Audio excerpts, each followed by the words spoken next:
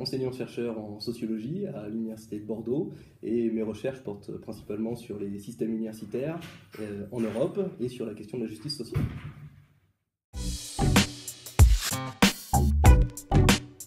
Les étudiants, enfin certains étudiants ont utilisé effectivement une métaphore impliquant le TGV, au fond en disant qu'ils ont l'impression quand ils sont dans leur parcours d'études de monter dans un train extrêmement rapide qui va les amener très loin peut-être dans leur parcours, jusqu'à un master, peut-être même parfois une thèse, mais sans qu'ils puissent au fond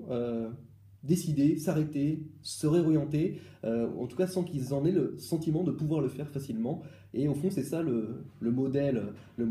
du TGV en termes de transport en France, c'est qu'on peut aller très loin, très vite, mais avec un coût financier important et sans facilité de revenir en arrière une fois qu'on a fait son voyage. Dans les autres pays, on peut imaginer d'autres métaphores pour décrire les parcours d'études,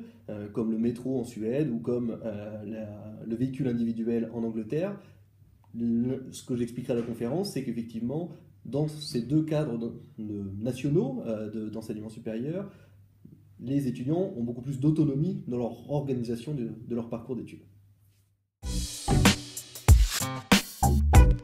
Et qu'il n'y a pas de hasard, c'est-à-dire qu'on a des normes familiales et sociales qui amènent à une organisation du système d'enseignement supérieur français,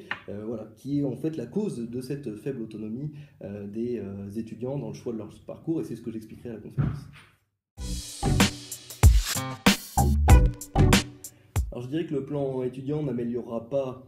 massivement l'autonomie des jeunes à construire leur propre projet. Ce qui est intéressant, c'est que la rhétorique, elle est très positive de ce point de vue, donc avec le souhait explicite d'améliorer l'autonomie des jeunes dans la construction de leur projet d'études, mais que les mesures, au fond, elles ne sont que marginales. Pourquoi ne sont que marginales? Parce qu'elles s'intéressent principalement à la formation initiale. Et qu'au fond,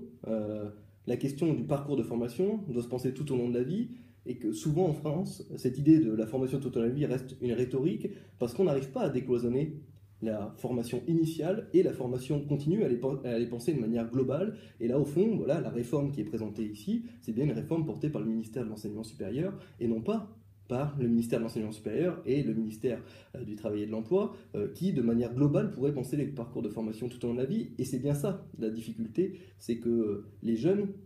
se projettent dans l'avenir en sachant qu'ils ne pourront pas reprendre d'études ou très, très fréquemment d'études longues tout au long de la vie, et c'est ça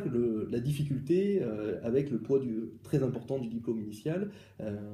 Et donc c'est toute cette question-là qui fait qu'au fond, voilà, à la fois la rhétorique est très positive, mais dans la pratique, ça changera assez peu de choses à mon avis.